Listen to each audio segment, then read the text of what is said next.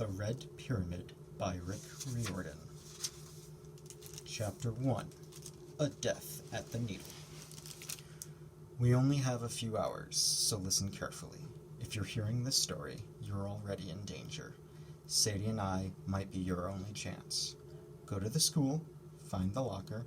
I won't tell you which school or which locker, because if you're the right person, you'll find it. The combination is 13, 32, 33. By the time you finish listening, you'll know what those numbers mean. Just remember, the story we're about to tell you isn't complete yet. How it ends will depend on you. The most important thing? When you open the package and find what's inside, don't keep it longer than a week. Sure, it'll be tempting. It will grant you almost unlimited power. But if you possess it too long, it will consume you. Learn its secrets quickly and pass it on. Hide it for the next person the way Sadie and I did for you. Then be prepared for your life to get interesting. Okay, Sadie is telling me to stop stalling and get on with the story. Fine. I guess it started in London, the night our dad blew up the British Museum. My name is Carter Kane. I'm 14, and my home is a suitcase. You think I'm kidding? Since I was 8 years old, my dad and I have traveled the world. I was born in Los Angeles, but my dad's an archaeologist, so his work takes him all over. Mostly, we go to Egypt since that's his specialty. Go into a bookstore, find a book on Egypt, there's a pretty good chance it was written by Dr. Julius Cain. You want to know how Egyptians pulled the brains out of mummies, or built the pyramids, or cursed King Tut's tomb? My dad is your man. Of course, there are other reasons my dad moved around so much, but I didn't know his secret back then. I didn't go to school. My dad homeschooled me, if you can call it homeschooling, when you don't have a home. He sort of taught me whatever he thought was important, so I learned a lot about Egypt, basketball stats, and my dad's favorite musicians. I read a lot too, pretty much anything I could get my hands on. My dad's history books to fantasy novels. Because I spent a lot of time sitting around in hotels and airports and dig sites in foreign countries where I didn't really know anybody. My dad was always telling me to put the book down and play some ball. You ever try starting a game of basketball in Aswan, Egypt? It's not easy. Anyway, my dad trained me early to keep all my possessions in a single suitcase that fits in an airplane's overhead compartment. My dad packed the same way, except he wasn't allowed an extra work bag for his archaeology tools. Rule number 1, I was not allowed to look in his work bag. That's a rule I never broke until the day after the explosion. It happened on Christmas Eve. We were in London for visitation day with my sister Sadie. See, Dad's only allowed 2 days a year with her, one in the winter, one in the summer, because our grandparents hate him. After our mom died, her parents, our grandparents, had a big court battle with Dad. After 6 lawyers, 2 fistfights, a near-fatal attack with a spatula, don't ask, they won the right to keep Sadie with them in England. She was only 6, 2 years younger than me, and they couldn't keep us both. At least that was their excuse for not taking me. So Sadie was raised as a British school kid, and I traveled around with my dad. We only saw Sadie twice a year, which was fine with me. Shut up, Sadie! Yes, I'm getting to that part! So anyway, my dad and I had just flown into Heathrow after a couple of delays. It was drizzly, cold afternoon. The whole taxi ride into the city, my dad seemed kind of nervous.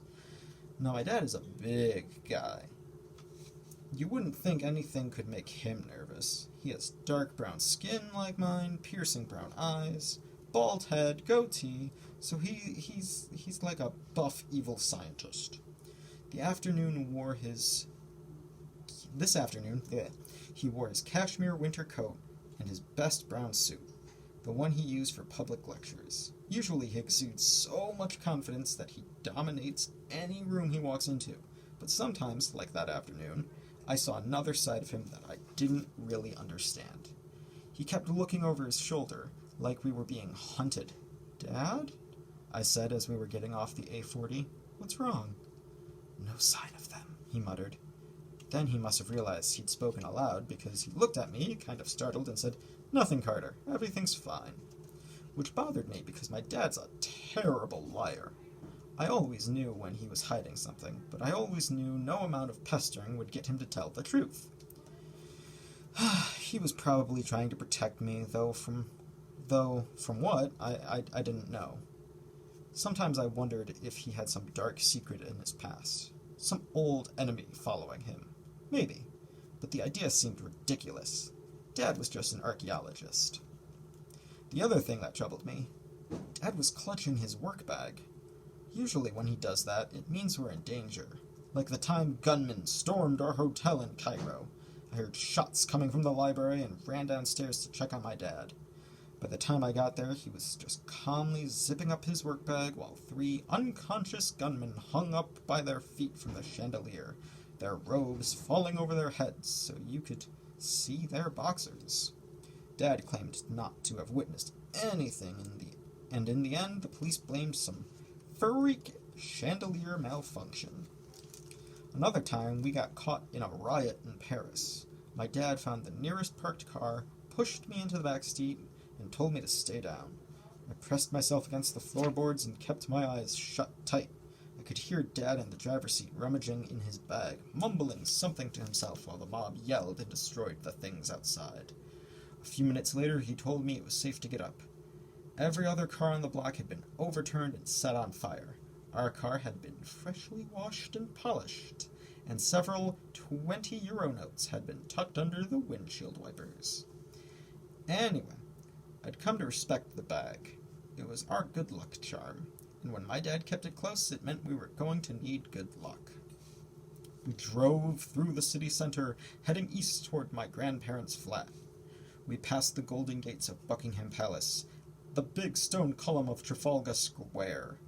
London is a pretty cool place, but after you've traveled so far for so long, all cities start to blend together. Other kids I meet sometimes say, "Wow, you're so lucky you get to travel so much." But it's not like we spend our time sightseeing or having a lot of money to travel in style. We've stayed in some pretty tough places, and we hardly ever stay anywhere longer than a few days. Most of the time, it feels like we're fugitives rather than tourists. I mean, I wouldn't think my dad's work was dangerous. He does lectures on topics like, "Can Egyptian magic really kill you?" and favorite punishments in the Egyptian underworld, and other stuff most people wouldn't care about. But like I said, there's that other side to him. He's always very cautious, checking every hotel room before he lets me walk into it. He'll dart into museums to see some artifacts, take a few notes, and rush out again like he's afraid to be caught on the security cameras. One time, when I was younger, we raced across Charles de Gaulle Airport to catch a last-minute flight. And Dad didn't relax until the plane was off the ground. I asked him, point blank, what he was running from, and he looked at me like I'd just pulled a pin out of a grenade. For a second I was scared he might actually tell me the truth. Then he said, "Carter, it's nothing," as if nothing were some most terrible thing in the world. After that, I decided it was better not to ask questions. My grandparents, the Fausts, live in a housing development near Canary Wharf, right on the banks of the River Thames. The taxi let us off the curb, and my dad asked the driver to wait. We were halfway up the walk when Dad froze. He turned and looked behind us. "What?" I asked. Then I saw a man in the trench coat. He was across the street, leaning against a big, dead tree. He was barrel-shaped with skin the color of roasted coffee. His coat, black pinstriped suit looked expensive. He had long braided hair, wore a black fedora down low over his dark round glasses. He reminded me of a jazz musician, the kind my dad would always drag me to see in concert. Even though I couldn't see his eyes, I got the impression he was watching us. He might have been an old friend or colleagues of Dad's. No matter where we went, Dad was always running into people he knew. But it did seem strange that the guy was waiting here.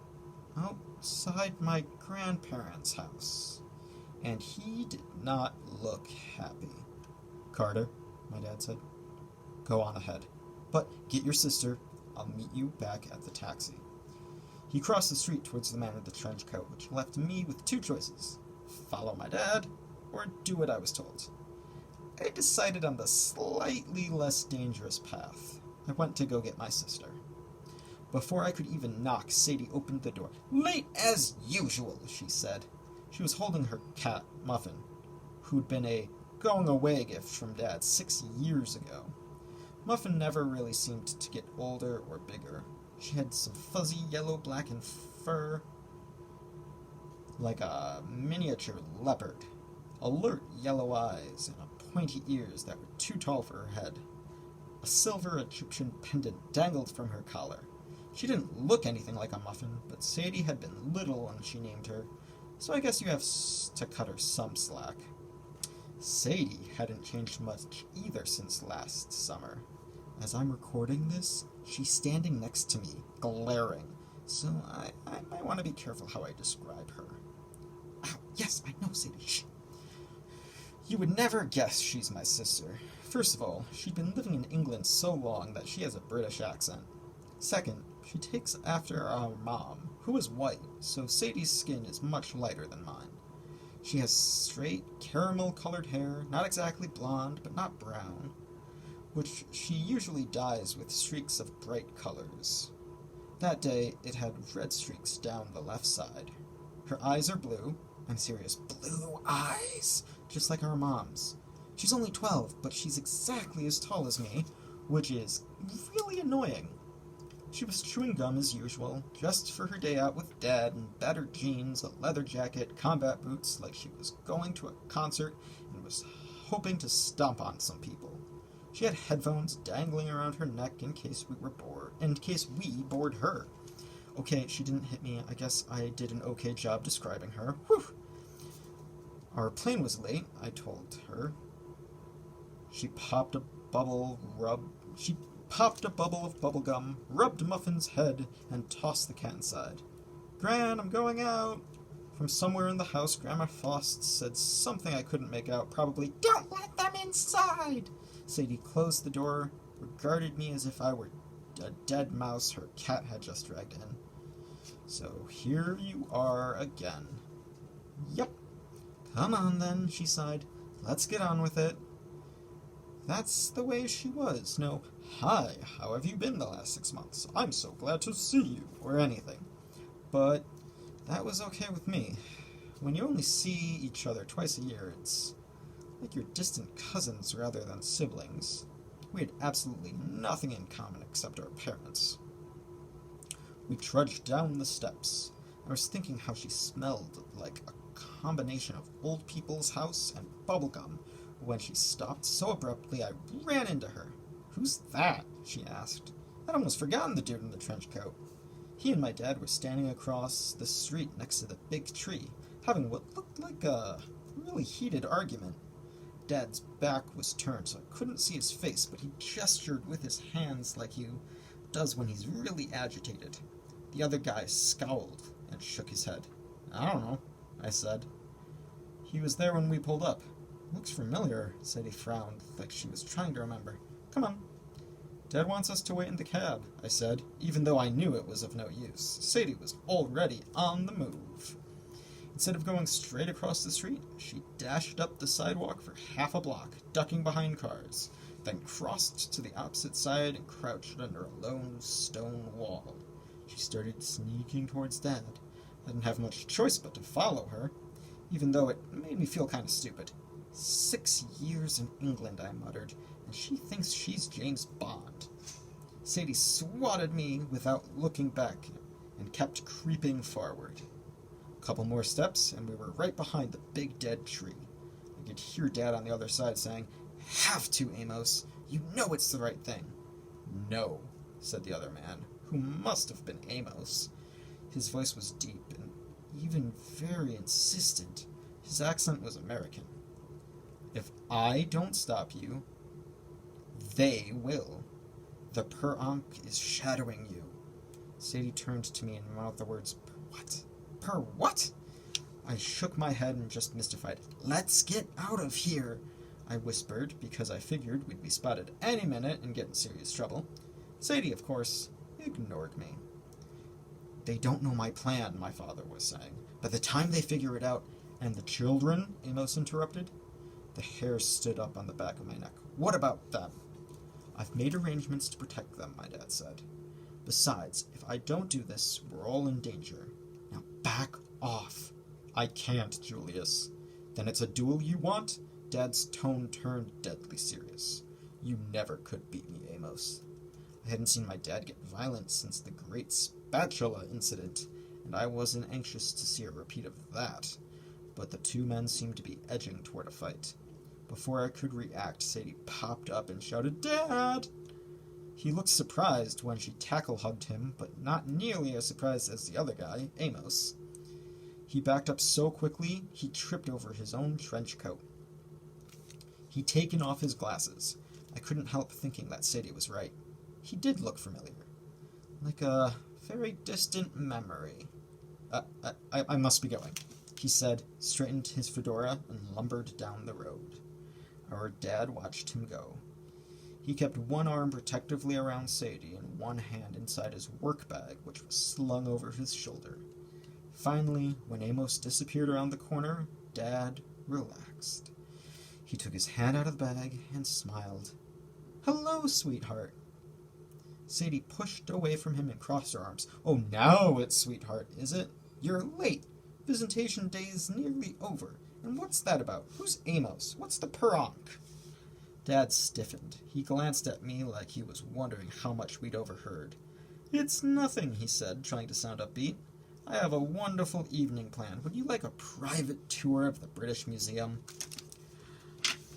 Sadie slumped in the back of the taxi between Dad and me. I can't believe it, she grumbled. One evening together and you want to do research.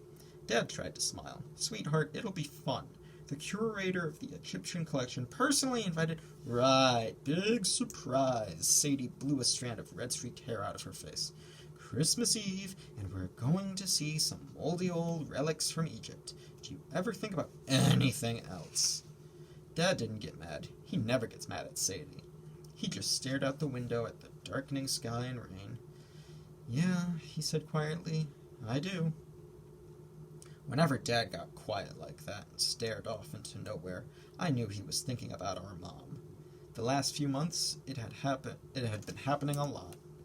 I'd walk into our hotel room to find him with his cell phone in hand, Mom's picture smiling up at him from the screen, her hair tucked under a headscarf, her blue eyes startling bright against the desert backdrop. Or we'd be at some dig site. I'd see Dad staring at the horizon, and I'd know he'd be remembering how he'd met her. Two young scientists in the Valley of Kings on a dig to discover the lost tomb. Dad was an Egyptologist, Mom was an anthropologist looking for ancient DNA. He told me the story 1,000 times.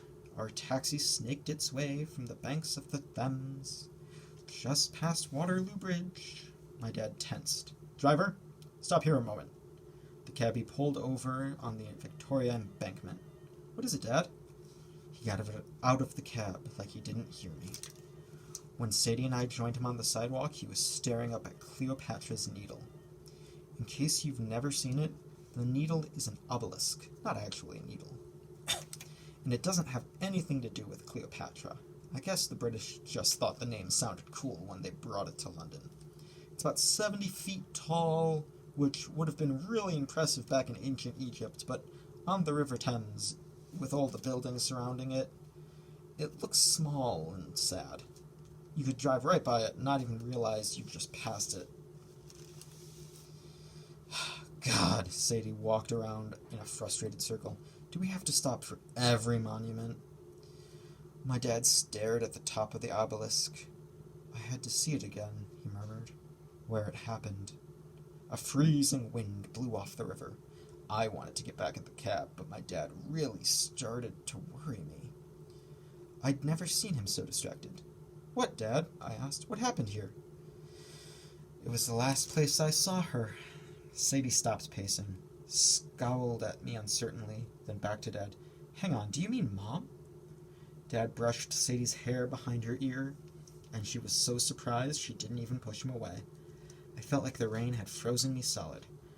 Mom's death had always been a forbidden subject. I knew she died in an accident in London. I knew my grandparents blamed Dad, but no one would ever tell us the details. I'd given up asking my dad, partly because it was making him so sad, but partly because he absolutely refused to tell me anything. He would always just say, "When you're older," which was the most frustrating response ever. "You're telling us she died here?" I said, "at Cleopatra's Needle? What happened?" He lowered his head. "Dad," Sadie protested, "I go past this every day, and you mean to say all this time I didn't even know?" "Do you still have your cat?" Dad asked her, which seemed to be a really stupid question. "Of course I still have the cat," Sadie said. "What does that have to do with anything?" "And your amulet?" Sadie's hands went to her neck. "When we were little, right before Sadie went to live with our grandparents, Dad had given us both Egyptian amulets. Mine was the Eye of Horus, which was a popular protection symbol in ancient Egypt. In fact, my dad says the modern pharmacists wore the symbol. It's a simplified version of the Eye of Horus, because medicine is supposed to always protect you. Anyway, I always wore my amulet under my shirt, but I figured Sadie would have lost hers or thrown hers away."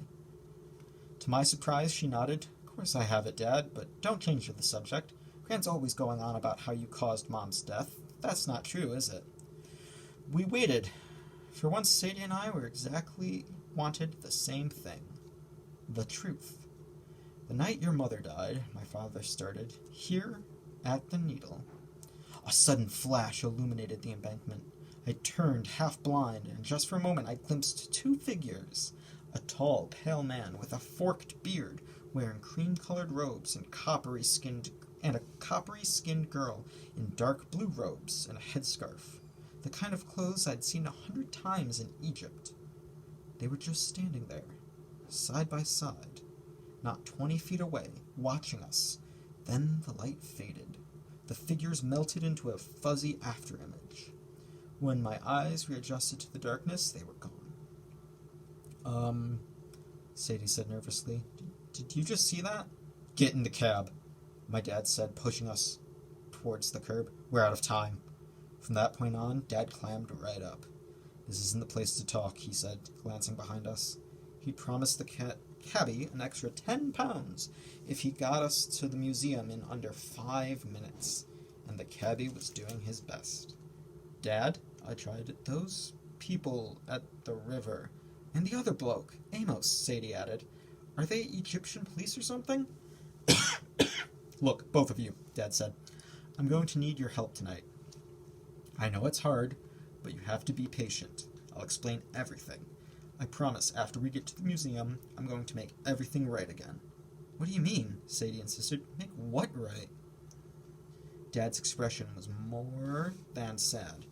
It was almost guilty.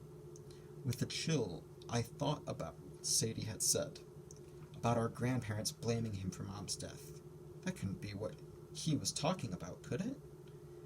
The cabbie swerved onto Great Russell Street and screeched to a halt in front of the museum's main gates. "Just follow my lead," Dad told us. "When we meet the curator, act normal." I was thinking that Sadie had never acted normal, but I decided not to say anything. We climbed out of the cab. I got our luggage while Dad paid the driver with a big wad of cash. Then he did something strange. He threw a handful of small objects onto the back seat. They looked like stones, but it was too dark for me to be sure. "Keep driving," he told the cabbie. "Take us to Chelsea." That made no sense since we were already out of the cab. But the driver sped off. I glanced at Dad, then back at the cab, and before it turned the corner and disappeared in the dark, I caught a glimpse of 3 passengers in the back seat. A man with 2 kids. I blinked. There was no way the cab could have picked up another fare so fast. "Dad?" London cabs don't stay empty very long, he said matter-of-factly. Come along, kids. He marched off through the wrought iron gates. For just a second, Sadie and I hesitated. Carter, what is going on? I shook my head. I'm not sure I even want to know. Well, stay out here in the cold if you want, but I'm not leaving without an explanation. She turned and marched after Dad. Looking back on it, I should have run. I should have dragged Sadie out of there and gotten far away as possible. Instead, I followed her through the gates. End of Chapter 1. Tune in next week for the exciting continuation of The Red Pyramid.